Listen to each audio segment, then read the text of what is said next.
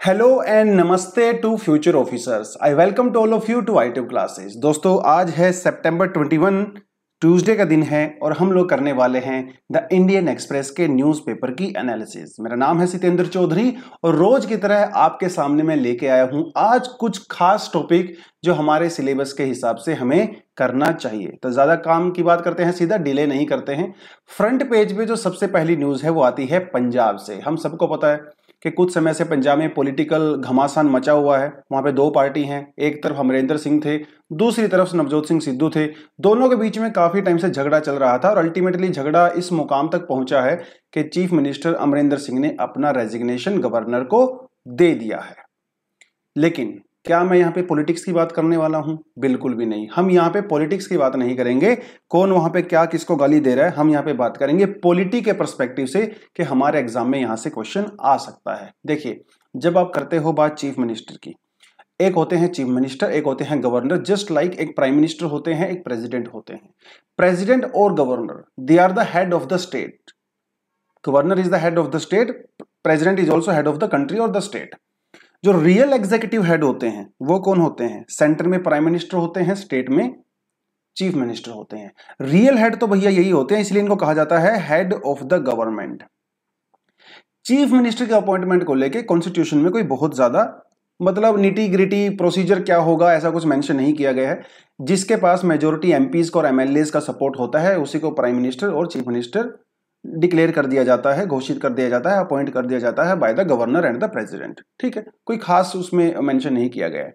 इसके टर्म्स भी कोई फिक्स नहीं है कितनी टर्म होगी। वो 6 महीने भी रह सकता है, 2 साल भी रह सकता है, 5 साल भी रह सकता है। जब तक उसके पास मेजोरिटी एमएलए का सपोर्ट है तब तक वो चीफ मिनिस्टर रह सकते हैं। जिस दिन वो सपोर्ट गया उस दिन वो चीफ मिनिस्टर भी नहीं रहेंगे। यहाँ पे 2 बहुत इंपॉर्टेंट आर्टिकल हैं जो आपको एग्जाम के पर्सपेक्टिव से करना चाहिए, 163 एंड 164। 163 क्या कहता है? 163 कहता है कि वहां एक काउंसिल ऑफ मिनिस्टर होती है जिसके हेड चीफ मिनिस्टर होते हैं। इस काउंसिल ऑफ मिनिस्टर की एडवाइस के ऊपर गवर्नर काम करते हैं। जो भी एडवाइस ये काउंसिल ऑफ मिनिस्टर गवर्नर को देंगे वो गवर्नर को बात माननी पड़ेगी। जिस तरह इसी तरह की काउंसिल ऑफ मिनिस्टर हमारे सेंटर में भी होती है जो प्रेसिडेंट को एडवाइस करते हैं। Getting this point? वहीं आर्टिकल 164 क्या कहता है? आर्टिकल 164 कहता है कि governor appoints the chief minister. पहले वो चीफ मिनिस्टर को अपॉइंट करता है, उसके बाद चीफ मिनिस्टर डिसाइड करते हैं, ये रिकमेंड करते हैं गवर्नर को किस किस को मिनिस्टर बनाया जाए। क्योंकि उनकी मर्जी के बिना तो अपने आप तो मिनिस्टर को शपथ नहीं दिलवा सकते, अपॉइंट नहीं कर सकते। तो ये कुछ कुछ चीजें आपको चीफ मिनिस्टर के बारे में यहाँ पे पता होनी चाहिए। इतना ही करवाना था इसमें, बाकी डिटेलिंग तो आप लक्ष्मीकांत से पढ़ ही लोगे। अगली जो न्यूज आती है वो क्या है? वो कहता है कि India protest new UK jab rules, US to open fully vaccinated in November. इसको मैं आपको कराऊंगा एक्सप्लेन्ड सेक्शन में, तो थोड़ा सा आप एक्सप्लेन्ड सेक्शन तक वेट कर सकते हो। ठीक है, 2 मिनट की बात है, थोड़ा वेट कर लीजिए। उसके अलावा ये तो पंजाब की न्यूज है, इसको हम लोग नहीं करने वाले हैं। उसके बाद सीधा चलते हैं हम लोग पेज नंबर 8 के ऊपर। पेज नंबर 8 क्या कहता है? ये हमारा एडिटोरियल पेज है। एडिटोरियल पेज हम लोग पढ़ने वाले हैं time for the real politic. लेकिन पहला सबको पता है कि हम लोग एडिटोरियल पेज से पहले दूसरी न्यूज भी देखते हैं। कौन सी न्यूज है? Supreme Court leaves school opening call to government won't step in. Step in का मतलब होता है इंटरफेयर करना, किसी की बात में टांग अड़ाना, उसको मतलब स्टेप इन कहते हैं। कि भाई आप जब खामखा किसी में इंटरवीन करते हो। अब ये मामला क्या है? मामला ऐसा है, सबको पता है कि इंडिया में अभी कोविड-19 के केसेस कम हो रहे हैं, वैक्सीनेशन भी अच्छा खासा चल रहा है। तो कुछ लोग डिमांड कर रहे हैं कि जो बच्चे होते हैं वो घर पे परेशान करते हैं पेरेंट्स को फ्रीडम नहीं मिल पाती, कभी इधर दौड़ते हैं उधर दौड़ते हैं, दिन भर भागा दौड़ी करते रहते हैं। तो उस चीज के लिए कुछ लोगों ने सुप्रीम कोर्ट में पीआईएल डाली थी और उस पीआईएल में यह कहा गया था कि प्लीज आप सरकार को बोलिए कि वो जल्दी से जल्दी स्कूल्स को ओपन करें जिससे बच्चों को छुटकारा मिले। मतलब ये तो क्या मजाक की बात है, ताकि बच्चे स्कूल में जाएं, दोस्तों से मिले, कुछ लर्निंग करें, पार्टिसिपेशन करें, टीम वर्क वगैरह, वो सारे आर्गुमेंट यहाँ पे दिए गए थे। लेकिन सुप्रीम कोर्ट ने उस पीआईएल को एंटरटेन करने से मना कर दिया है। क्यों मना कर दिया है? क्योंकि सुप्रीम कोर्ट ने कहा है कि देखो भैया, ये मेरा काम नहीं है। स्कूल को ओपन करना, स्कूल को बंद करना, ये मेरे ज्यूरिसडिक्शन में नहीं आता है। ये सरकार का काम है, सरकार को करने दीजिए। ये एग्जीक्यूटिव्स का काम होता है। जुडिशरी का काम नहीं होता है। तो यहां पे जो टर्म है वो होती है सेपरेशन ऑफ पावर। इस सेपरेशन ऑफ पावर को फॉलो करते हुए सुप्रीम कोर्ट ने इस बात को मना कर दिया, मतलब जो काम सरकार का उसको सरकार को करने दो, जो मेरा मामला होगा उसको मैं देखूंगा। इसे कहा जाता है सेपरेशन ऑफ पावर। तो हमारे पास तीन ऑर्गन होते हैं, एग्जीक्यूटिव, लेजिस्लेचर और जुडिशरी। जब तीनों की सेपरेट सेपरेट पावर डिफाइंड होती हैं और तीनों एक दूसरे की पावर को बिल्कुल आइसोलेट रहते हैं, इंटरवीन नहीं करते हैं, उसको कहा जाता है सेपरेशन ऑफ पावर। तो it's a part of governing of the state. किसी कंट्री को स्टेट करने की पावर होती है जिसमें लेजिस्लेचर, एग्जीक्यूटिव और जुडिशरी अपने अपने तरफ से इंडिपेंडेंट रहते हैं और एक दूसरे के काम के ऊपर जो है इंटरवीन नहीं करते हैं। इसे कहा जाता है सेपरेशन ऑफ पावर। यूएसए के अंदर इसको स्ट्रिक्टली फॉलो किया जाता है, इंडिया में इसको स्ट्रिक्टली फॉलो नहीं किया जाता है।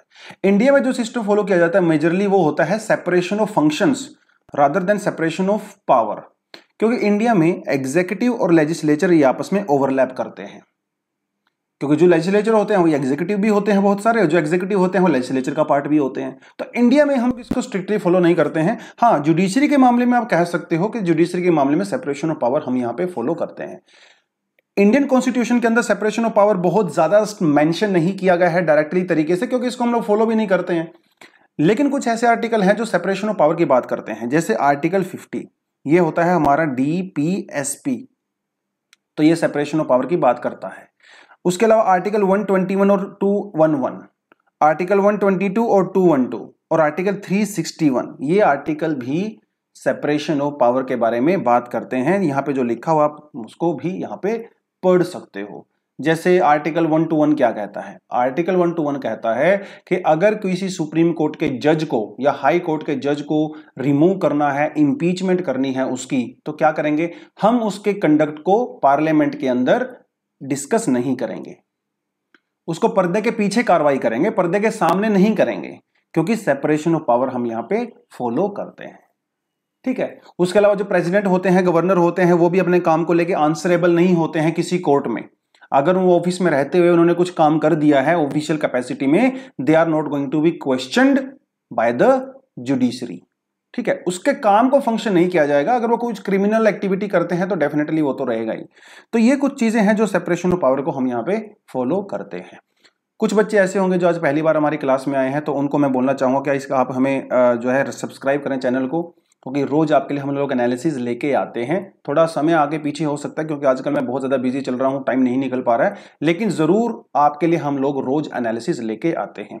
उसके अलावा अगर आप इंस्टाग्राम चलाते हो तो वहाँ पे भी हमारे पेज को ज्वाइन कर सकते हो, इंटरेस्टिंग चैनल है, बहुत अच्छी अच्छी पोस्ट डालते हैं। टेलीग्राम पे भी आप हमें ज्वाइन कर सकते हो, और व्हाट्सएप का लिंक नंबर आपको नीचे डिस्क्रिप्शन बॉक्स में दिया हुआ है। आप हमें वहाँ पे सिंपल सा मैसेज भेजें, हम आपको कोड भेज देंगे और आप हमारे एक ग्रुप को ज्वाइन कर सकते हो, जहां पे हम डेली आपके लिए न्यूज़पेपर लेके आते हैं, करंट अफेयर लेके आते हैं, क्विज लेके आते हैं, और भी बहुत सारा मटेरियल आपको हम लोग प्रोवाइड करवाते हैं। अगर आप चाहते हो कि हम इसको कंटिन्यू रखें, हमारी टीम को सपोर्ट करना चाहते हो, क्योंकि इसके लिए बहुत समय और रिसोर्सेज लगते हैं, तो आप फाइनेंशियली भी आप हमें थोड़ा सपोर्ट कर सकते हो, जितनी आपकी कैपेसिटी है आप उसके हिसाब से। तो यहाँ पे हमारा यूपीआई, पेटीएम और गूगल पे वगैरह का आपको दिया हुआ है। चलिए स्टार्ट करते हैं, कंटिन्यू करते हैं। जो एडिटोरियल पेज हम थोड़ा बाद में देखेंगे, उससे पहले हम देख लेते हैं कुछ और न्यूज़। एक्सप्लेन्ड सेक्शन जो हमारा सबसे फेवरेट सेक्शन होता है हमेशा इंडियन एक्सप्रेस में, यहाँ पे भी पॉलिटी पंजाब के बारे में ही बात की रखी है कि पंजाब में जो अभी चीफ मिनिस्टर हैं मिस्टर चन्नी, ये एक दलित मिनिस्टर हैं। पहली बार ऐसा हुआ है पंजाब में कि दलित मिनिस्टर को अपॉइंट किया गया है एज अ चीफ मिनिस्टर, और इसको लेके भी थोड़ा वहाँ पे कंट्रोवर्सी चल रही है, लेकिन पॉलिटिकल न्यूज़ है, हम इस पर ज़्यादा नहीं जाएंगे। जो न्यूज यहां पे हम थोड़ा सा करने वाले हैं वो ये है, what UK's new covid travel rules mean for a flyer from India. मतलब इंडिया से अगर कोई आदमी यूके जाना चाहता है तो ऐसे कौन कौन से रूल यूके ने बना रखे हैं जो हमारे लिए प्रॉब्लम क्रिएट कर सकते हैं, उसके बारे में है। देखिए, यूनाइटेड किंगडम ने क्या किया, इंडिया में जिस आदमी ने कोविशील्ड लगवाई है, जिसने भी कोविशील्ड, जैसे मैंने कोविशील्ड लगवाई है, आपने भी कोविशील्ड लगवाई होगी, अगर कोविशील्ड लगवाने के बाद अगर आप ब्रिटेन में जाते हो तो आपको वैक्सीनेटेड डिक्लेयर नहीं किया जाएगा, आपको अनवैक्सीनेटेड पर्सन की कैटेगरी में रखा जाएगा। लेकिन मजे की बात यहां पे यह है कि जो इंडिया में कोविशील्ड बनाई जा रही है वो ऑक्सफोर्ड एस्ट्राजेनेका की कॉपी है, जो यूके के अंदर दी जा रही है। ये दोनों सेम है, कोविशील्ड और एस्ट्राजेनेका दोनों सेम है, लेकिन वो एस्ट्राजेनेका को अलाउ कर रहे हैं, कोविशील्ड को अलाउ नहीं कर रहे हैं। अपने आप में हिपोक्रेसी है। सबसे बड़ी बात तो ये है, यूके ने अभी 3 कैटेगरी बनाई हैं, रेड, एम्बर और ग्रीन। तो जो लोग रेड कैटेगरी वाली कंट्री से आते हैं उन लोगों को क्या करना पड़ेगा, उनको पहली बात तो 48 घंटे पहले टेस्ट करवाना पड़ेगा। यूके में जब वो जाएंगे नेगेटिव टेस्ट लेके, तो वहां पे हर दूसरे दिन और 8वें दिन 2 बार टेस्ट करवाना पड़ेगा। और 10 दिन की क्वारंटाइन जो है वो उनके लिए मैंडेटरी है। 10 दिन वहां पे इनको अपने आप को क्वारंटाइन करना पड़ेगा किसी होटल में, किसी फैसिलिटी में। और अगर पे वो वायलेशन करते हैं तो उनके ऊपर $10,000 और $5,000 का फाइन भी लगाया जाएगा। ये उनके लिए है जो रेड कैटेगरी में होते हैं। इंडिया को जो एम्बर कैटेगरी में रखा गया है, तो एम्बर कैटेगरी में ये होता है कि अगर आप एम्बर कैटेगरी से वहां पे जाते हो तो आपको ट्रैवल करने से 3 दिन पहले कोविड-19 नेगेटिव का सर्टिफिकेट आपको देना पड़ेगा। ठीक है, उस टेस्ट से पहले आपको फुल्ली वैक्सीनेटेड होने की जरूरत नहीं है, लेकिन फिर भी आपको वहां पर जाके क्वारंटाइन करना पड़ेगा। You must have a final dose at least 14 days before arrival इन। अगर आपको सेकंड डोज ली है इंडिया में तो 14 दिन पहले आपको कम से कम लेना पड़ेगा। ऐसा नहीं है कि आज आपने सेकंड डोज ली, कल को आप यूके में ट्रैवल करोगे, नहीं नहीं, ऐसा नहीं होने वाला है। तो ये कुछ चीजें हैं जो इंडिया एम्बर बॉक्स में रखा है। ग्रीन बॉक्स वाले के लिए कोई खास दिक्कत नहीं है, ग्रीन बॉक्स वालों को क्वारंटाइन वगैरह करने की जरूरत नहीं है, वो सारी चीजें हैं। तो इंडिया को एम्बर कैटेगरी में रखा गया है। इसको लेके इंडिया ने थोड़ी सी हलचल मची है। हमारे कुछ लोगों ने अजीबोगरीब बयान भी दी हैं कि ये रेसिस्ट है, ऑल दैट, वो सारी चीजें हैं। ठीक है, अब इंडिया से जो लोग वहां पे ट्रेवल करने वाले हैं, अगर उसने कोविशील्ड लिया तो उनको अलाउ नहीं किया जाएगा। लेकिन अगर उन्होंने इनमें से कोई भी वैक्सीन लगवाई है, फाइजर या मॉडर्ना, जॉनसन, ऑक्सफोर्ड एस्ट्राजेनेका, तो उनको अलाउ किया जा रहा है।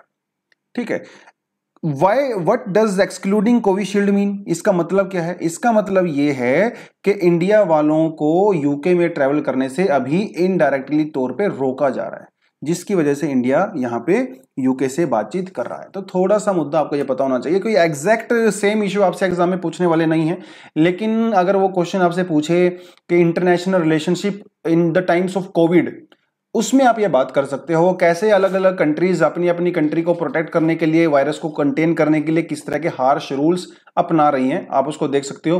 कुछ हिपोक्रेसी की भी आप बात कर सकते हो, क्योंकि कोविशील्ड को WHO ने ऑलरेडी डिक्लेयर पास कर रखा है।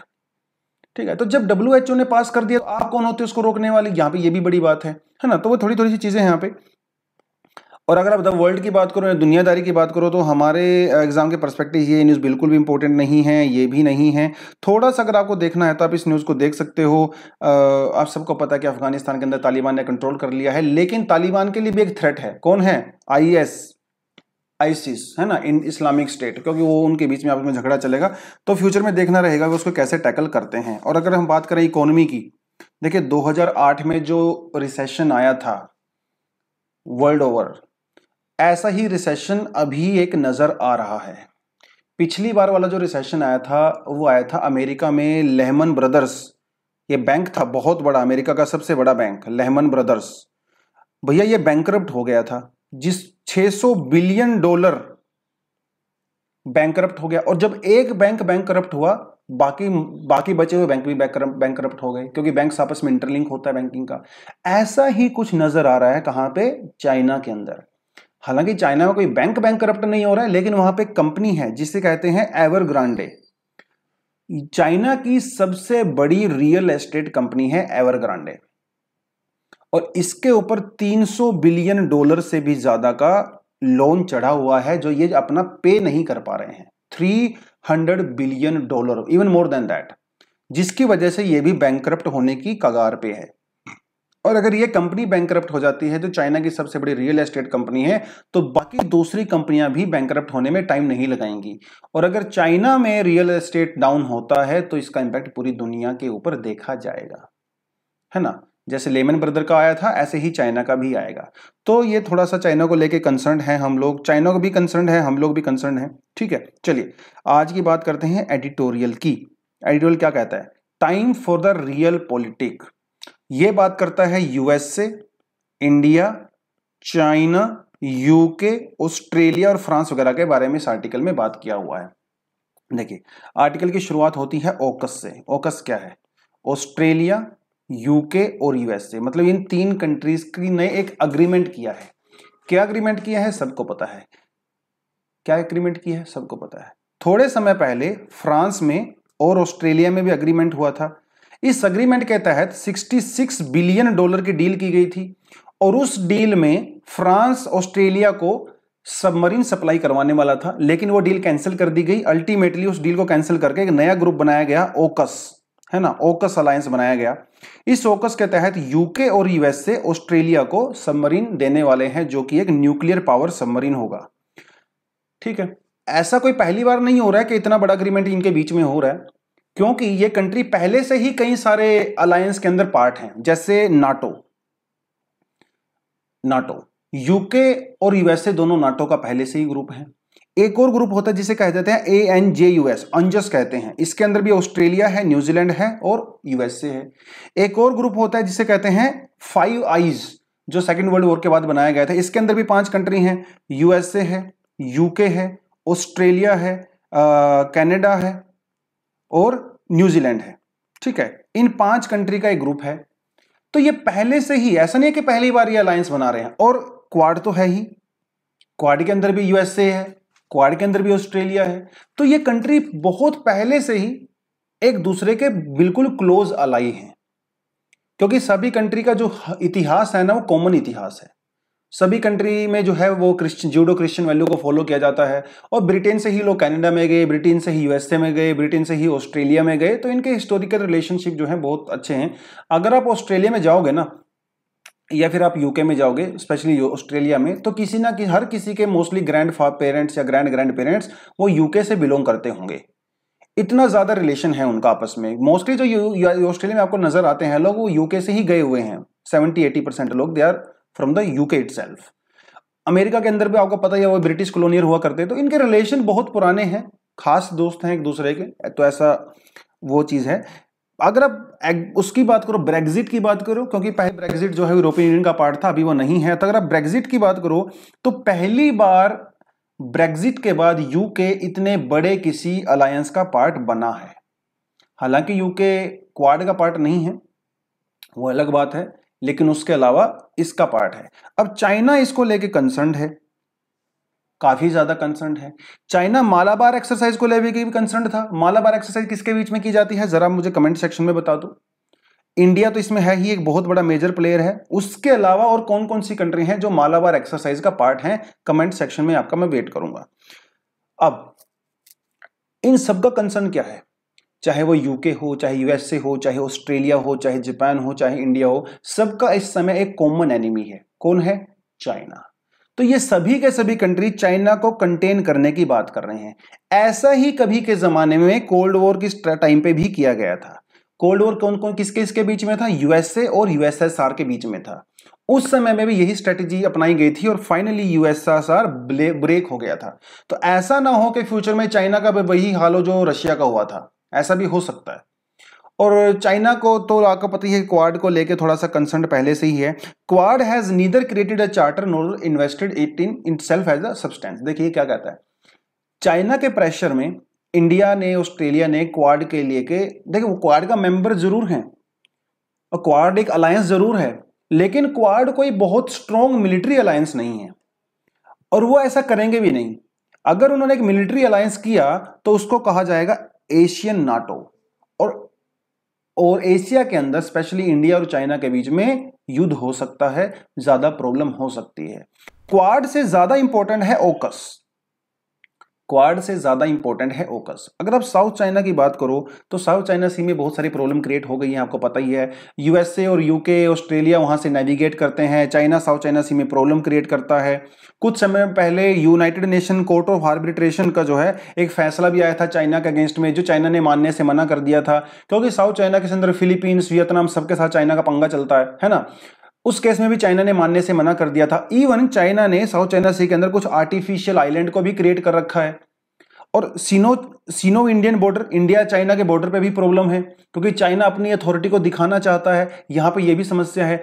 लेकिन इस सारे मामले में ओकस के थ्रू अमेरिका चाइना को एक मैसेज देना चाहता है कि भैया थोड़ा सा पीछे हटो, अभी तुम्हारा समय आएगा, अभी नहीं आया है। तो थोड़ा सा यूएसए अपनी अथॉरिटी को दिखाना चाहता है। ठीक है, यूके और जो दूसरी कंट्री हैं जैसे ऑस्ट्रेलिया, कनाडा का बारे में बात किया, इसको कहा जाता है एंग्लोस्फीयर नेशंस।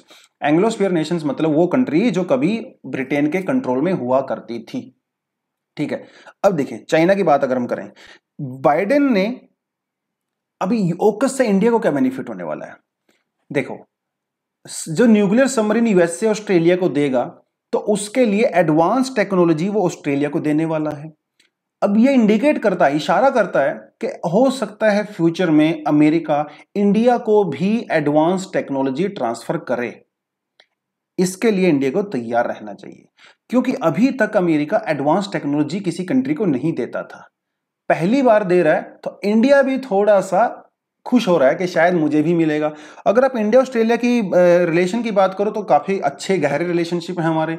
चाहे आप 2008 की न्यूक्लियर डील की बात करो, उसके बाद कई सारी हमारे पास बीच में डील हुई, मालाबार एक्सरसाइज की बात आप कर सकते हो, 2+2 टॉक्स की आप बात कर सकते हो। इंडिया और यूएसए काफ़ी ज़्यादा एक दूसरे के क्लोज टाइम टू टाइम आ रहे हैं। इंडिया को स्पेशल स्टेटस दिया गया है अमेरिका में, इंडिया को स्ट्रेटेजिक पार्टनर बोला गया है rather than the trade partner. तो अभी हमारी दोस्ती काफी गहरी है। तो इंडिया उम्मीद करता है यूएसए से कि फ्यूचर में हम लोगों को एडवांस टेक्नोलॉजी मिलेगा, जैसे ऑस्ट्रेलिया को मिल रही है, और ये हमारे समय की जरूरत भी है। ऑस्ट्रेलिया की तरह इंडिया को भी jet engine, advance radar, nuclear propulsion, ठीक है, इस तरह की टेक्नोलॉजी की रिक्वायरमेंट है। और अगर अमेरिका ये टेक्नोलॉजी इंडिया को देता है तो इंडिया डिफेंस में काफी ज्यादा एडवांस हो जाएगा और फ्यूचर में होने वाले चाइना के किसी भी अग्रेशन को हम लोग काउंटर कर सकते हैं। तो अगर आप बात करो ओकस की, अगर आप बात करें ओकस की बात करें, या फिर आप क्वाड की बात करें, या फिर आप इंडिया यूएसए के रिलेशनशिप की बात करें, तो इन सब के पीछे जो है चाइना वाला एंगल आपको समझने की जरूरत है, क्योंकि ये सभी के सभी कंट्रीज थ्रू और इन सभी की सभी अलायंस के थ्रू हम लोग चाइना को काउंटर करना चाहते हैं।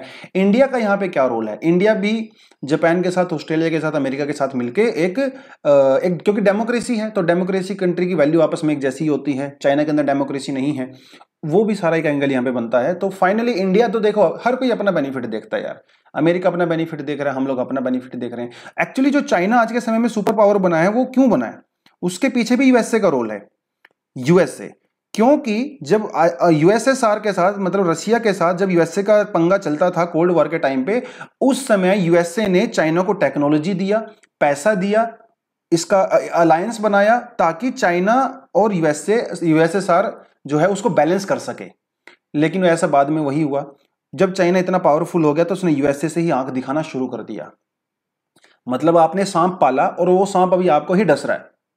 तो यूएसए ने ही चाइना को पाला। आफ्टर 1970 बहुत सारी टेक्नोलॉजी और कंपनीज चाइना के अंदर एस्टेब्लिश की गई बाय यूएसए फर्म्स, और फाइनली चाइना जब इतना स्ट्रांग हो गया उसने यूएसए को ही आंख दिखाना शुरू कर दिया।